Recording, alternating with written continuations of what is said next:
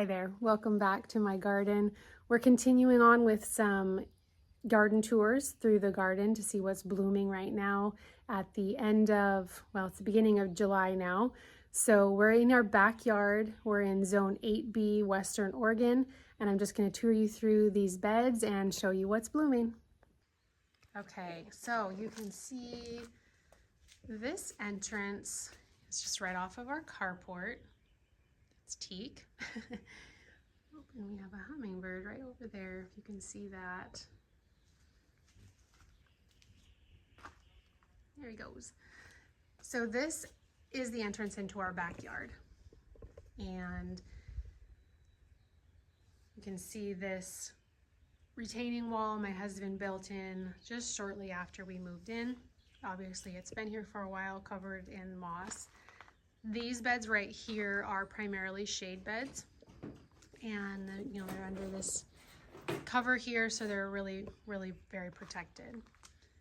So coming this way, this is a rhododendron, and we have some Japanese forest grass, a pulmonaria, a couple heuchera.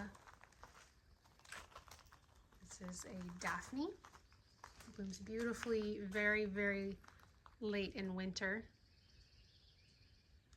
The clematis growing up this trellis that my husband built. It matches the one in the on the raised bed in the front of the house. You can peek through here. You can see a lot of hardy geranium. There is a quince in there that blooms in the spring, very beautifully, a pretty apricot color. And this barberry, you see those are repeated throughout my beds, and no, they are not invasive here at all. So I have a lot of those growing around. So we come this way, just this gravel path here.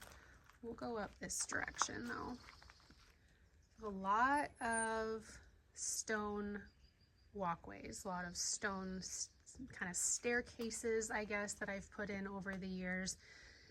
These are mostly from our property around this area. Very few have I purchased, so that's pretty handy. This is just kind of the epitome of my rustic my rustic garden look. Just plants that have kind of gone to seed. There's these hardy geraniums that just really go crazy. I have lady's mantle in there right here. This is a variegated hydrangea. It'll bloom a very beautiful light pink. I think you call these Johnny jump ups. They bloom a pretty purple. Those just go to seed like crazy. Here is a gorgeous big spirea. It's could have benefited probably from a bit more of a cutback early in the season, but oh well. It can do its thing right here. I don't mind at all. We have some lamb's ear that I know a lot of people don't like necessarily the blooms on it. I don't mind it. I never planted this plant. I don't even know where it came from. Honestly, I did not plant this one here. It's been here for years. Eventually I'll cut all the flower stalks back and we're just left with these sweet little tufts of foliage. Excuse me. It's a boxwood in a pot. Again, I have this kind of repeated throughout my gardens, having boxwood balls around for evergreen interest and repetition. The dogs. A daylily there. This area is just really overgrown. These hardy geraniums just really go crazy. There's the quinces right in there. This is a pink chiffon rose of Sharon. It does not get nearly as much sun as I thought it would here in this space, so hopefully it still does okay. This area back here blocked off is our holding tank for our well. It's a variegated weigella. It blooms a light pink in the spring. It's so beautiful. This maple tree put itself here. We didn't plant it. It's probably going to come out soon. My husband is not comfortable with how close it is to our water tank, and honestly, it's creating an abundance of shade back here. So, which isn't terrible, but it may have to come out. So we'll see. Right around here is kind of like a little secret garden area. It doesn't get a lot of attention, but it still holds its own. This hosta in a pot. I put a lot of things in pots like this so that it can just give them a little bit more presence. It can elevate them up a little bit and just give a little bit more structure in the garden. I like that. I like that element. And then I can also move them around more easily if I don't like it there. If another space in the garden is looking a little empty, I can just pick this up and move it. But I put this here, I think it was last year or the year before, and it likes this spot. This is a purple beautyberry, I believe is what it's called. You can see it's starting to put on its berries. I cut it back pretty hard this year too, and so I'm glad to see that it bounced back. This is a pink azalea and some more of this hardy geranium and another one of the variegated honeysuckles like I have up in one of our front garden beds. It's doing really well here.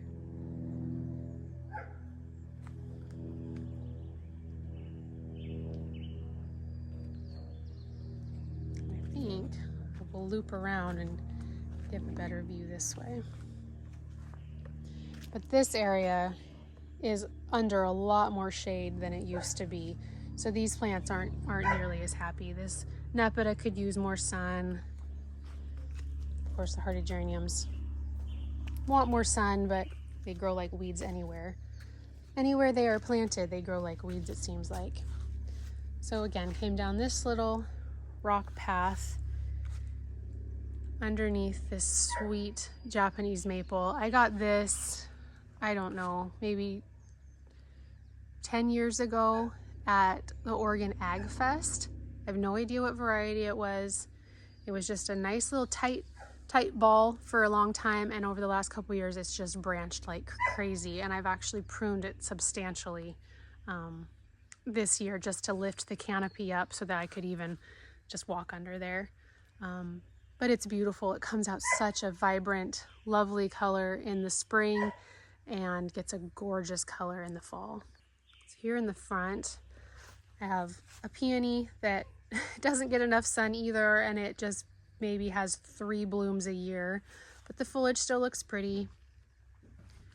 Here's a light purple, small, compact rhododendron. And this bed right here is kind of interesting. I do have irrigation in there, but I don't water it very often. So I just did some low growing sedums through here just for easy, kind of a patchwork of color. And those seem to be doing well here. I'm pretty happy in this spot. Look at this spirea, is so pretty. I just love these blooms. And so do the bees. It's just gorgeous. And then right in front of that is another coreopsis.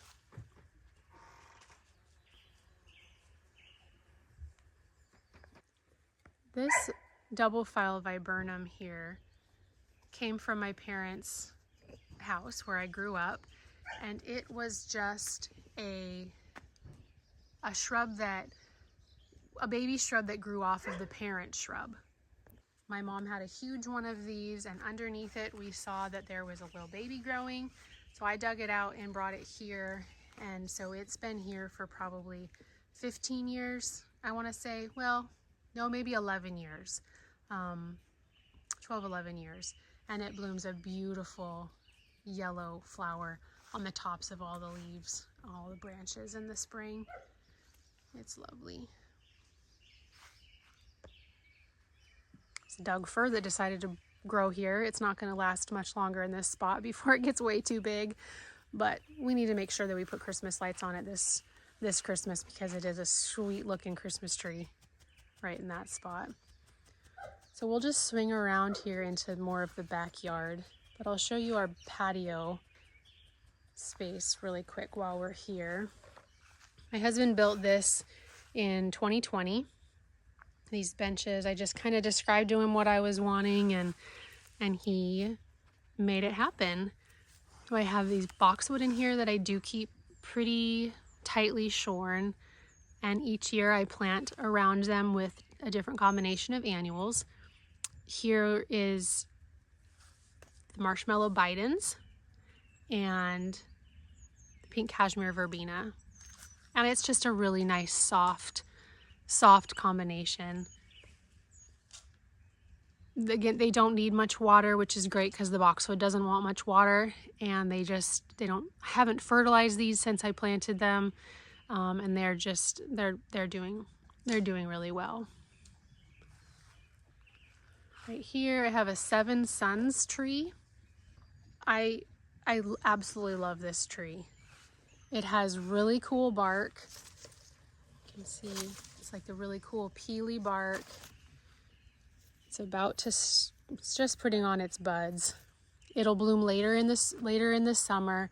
White flowers that are fragrant, and then once it drops its flowers, the little calyx that hold the flowers, they're bright pinkish red, so it just keeps looking like it's blooming, but a different color into the fall. A lot of times you can find this Seven Suns flower, but you can find it in a bush form. Temple of Bloom is one that Proven Winners has. This is just the straight species, and obviously in tree form, and I'm really happy with it. It's a lovely small tree. Okay, so over here is our dry creek bed. It goes through the backyard here, and that helps with the moisture that comes down from the hill. Don't know if you can tell, but we are on quite a hillside here, and so as the water comes down, this helps it not to drain at our house. Okay, I'm going to try to show you this garden before it gets covered in the sunshine, but this bed started out with just a few chunks of daisies, basically planted over on this side of the dry creek bed.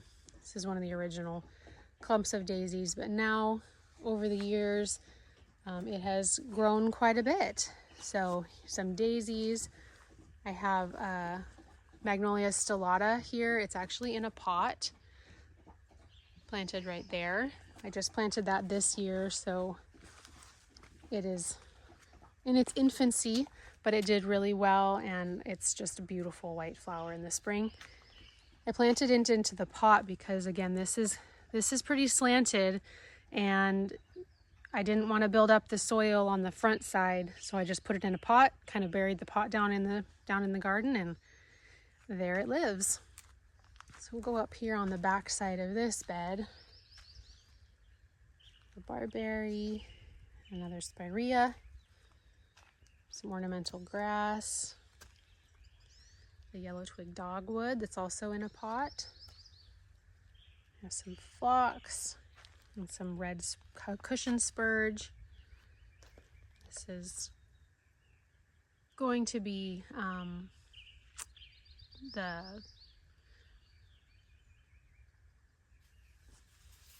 black-eyed Susans, some more salvia, more of just the repeated plantings around here, nepeta around the front,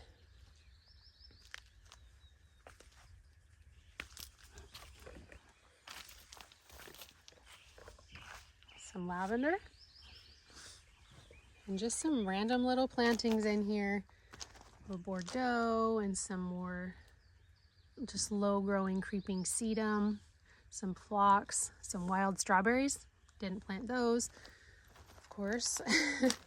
Here is a butterfly bush in here that is all budded up and ready to be pretty.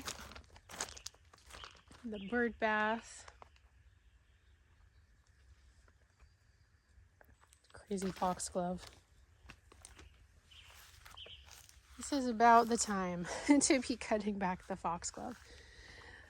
So we'll go up these steps to this area back here. Now this garden back here, this space used to just be this big triangle of bark dust that my boys would play on when they were little, and I just didn't know what to do with it. I wanted to plant it up somehow, but it was kind of overwhelming, and so my oldest son, he was maybe 10 at the time, he suggested, what about a walk-through garden, Mom, where you just kind of build up the beds and make a couple small beds, and it was a really great idea. So we hauled all these rocks from around the property. My little boys helped me with wagons and carts, and it was definitely a labor of love. They were very helpful. Good memories. So here's a daylily. This one will bloom purple. Super excited to see that one open up. So the jasmine there blooms really late for us. Some penstemon, I believe. Spirea that grew from seed. The volunteer. We have some agastache, however you want to say it. This is an El Nino Chitalpa that I just planted this year. You can see it's just about to start opening up. I'm very excited about that flower. I think that's going to be super pretty. I hope that one will grow up tall and I can tree form that. I have some, I think this is platinum blonde lavender, which I just think is so pretty. I love the variegation. I don't have a lot of variegated plants in my gardens. Just kind of like to have little pops of them here and there. But this is definitely a good one. This juniper in a pot. I don't recall the name of this one, but it's doing well there. Here's some deer damage I'm noticing. Another quince, another repeat of that same daylily that's over there on that end. There's another penstemon. I think it's Midnight Masquerade, maybe. This is a gardenia that I planted this year. We'll see how that does. It's just another evergreen shrub that I wanted to incorporate in, as well as this small barberry. This bed was just a bunch of sedums that I had to divide and had to put somewhere. So if the deer would leave them alone, this could be really pretty. It could just be a whole big swath of sedums underneath this crabapple, but looks like they've pruned them down for me. So what do you do? As we come around, there's another boxwood ball on that end and on that end with some more nepeta. Front here though is where this is Biocova geranium, and unfortunately it's not in bloom right now, but you can see how well it spreads. It just sends out its own little babies all over, and these are really easy just to dig out and plop in the garden elsewhere. Some purple sage and another one of the platinum blonde lavenders, and a foxglove hybrid, I believe, digitalis of some sort. My goodness. Buggy's not a fan of the dogs. A couple Bordeaux right there, and candy tuft that already bloomed and got cut back. So if I swing this way, here is a Rose of Sharon standard that I planted earlier this spring. It does have buds on it. You can see it was a little stressed getting planted in, so some of the leaves yellowed out, but it'll be just fine. I love planting standard shrubs in my gardens because I don't want huge trees here in the backyard. Just these little smallish ones, you know, for structure, for height variation, but I don't want huge ones. So I have a standard here, I have a standard hydrangea right here, and then a standard viburnum over on the other side. These are the Glow Girl Spirea. They're a proven winners variety.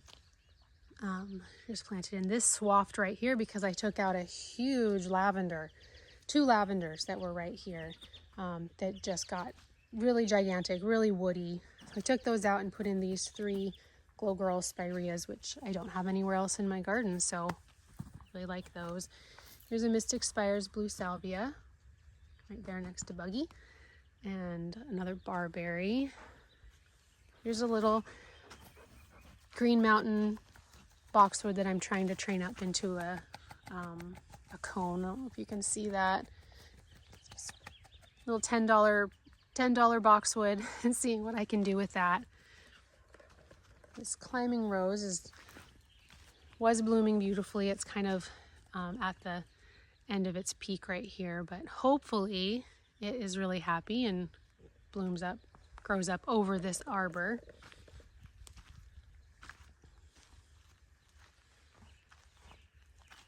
That's Toby. You can see right from here. Here's another boxwood, 2 boxwood balls flanking this little entryway.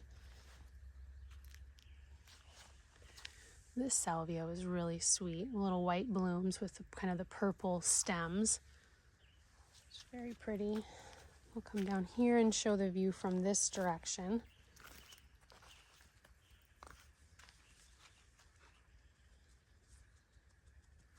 Some more black-eyed Susan next to some Supertunia Bordeaux. As I scan this way, you can see that the dry creek bed continues that way with a little bit of rockery here to lift up the garden. Go back up on this side. Another butterfly bush that's working on blooming. Some yarrow, some bright pink yarrow. It's a sad barberry right there. And another one of these salvias over here. This lavender is what was on this side. But I had 2 of them and they were hugely overgrown. This one I've kind of been able to prune up so that it's a little bit more elevated. And I just love the presence of this here. So I haven't brought myself to take this one out yet, even though it's getting quite large. It's kind of taking over this little Veronica here. So as we come up under the arbor, there's this little bed here, which gets into the sun here just in probably a few minutes, and then gets shaded by these fir trees for the later afternoon. So it's just a lovely spot to sit and look out over the garden. We have a little rhododendron there. It's a double pink, actually. It's beautiful. These are just kind of new plantings that I put in here. This Nepeta, so that it would mirror the Nepeta on this side. And then some echinacea. This is how a lot of my salvias have started. See that? It's just a little start. It's just from seed. I'm sorry, spirea, not salvia. So I'll dig that out and replant it someplace else. Some sweet woodruff.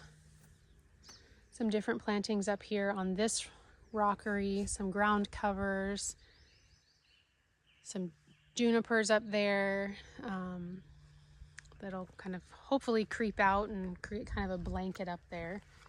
This is a Leyland cypress, just like a random use of one, but in that pot there. This is a boxwood that had some pretty bad spider mite damage. You can see how white it is, but it's pushing out new growth, and hopefully that'll cover up all of that stuff very soon. This is another variety of proven winners spirea. You can see the variegation on the leaves. I mean, it's so cool. I love them. They're indispensable in my gardens. Some pincushion flowers are on the front of the chair. Sedum, another boxwood. This is just kind of a peaceful area back here. I had to plant something along this edge with these barberries that the deer wouldn't like.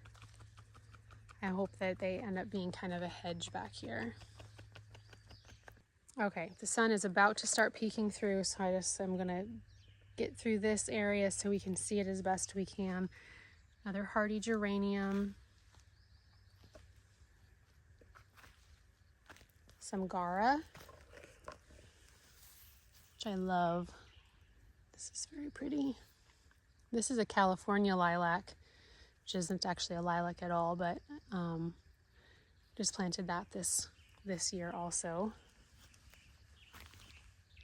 Some more hardy geranium. This is a coreopsis that's gonna bloom pink pretty soon. Another boxwood, some more penstemon and Gara. This is a blue kazoo spirea that I just cut back. You can see it had the white blooms. It was pretty green, just really nice clean foliage. Let's see if this Gara's.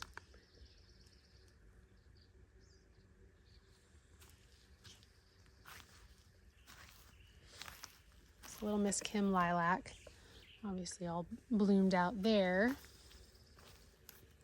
These things here I really have to plant in what deer don't like, because so you can see this direction is where they can easily come in.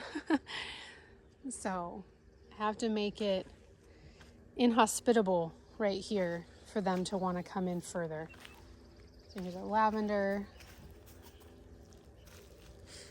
This is a My Monet Weigela. So sweet. One of the other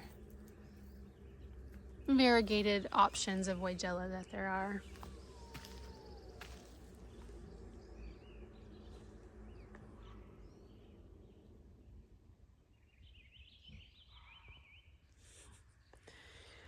Okay, you can see the sun is trying to come through. Here's a hebe that I didn't think was coming back this year, so I cut it back pretty hard and it pushed all new growth, which is lovely. Boxwood. You can see again a lot of repeats.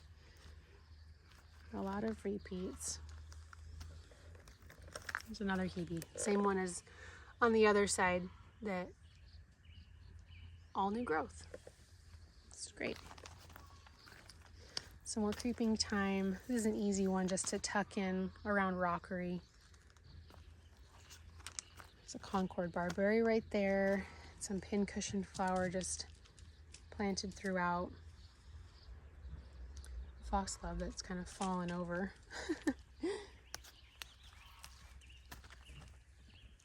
It's another stand of the 2 stands of the original daisies that were here. You can see how much has come in around it, how much I've brought in around it.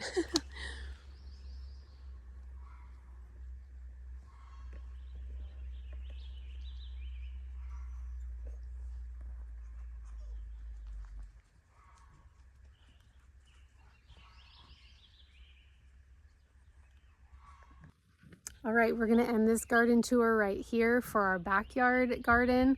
There is a lot more back here in this area, but it's in crazy sun right now, so I'm gonna video it later on today when it's in more shade and you can see the plants a little bit better.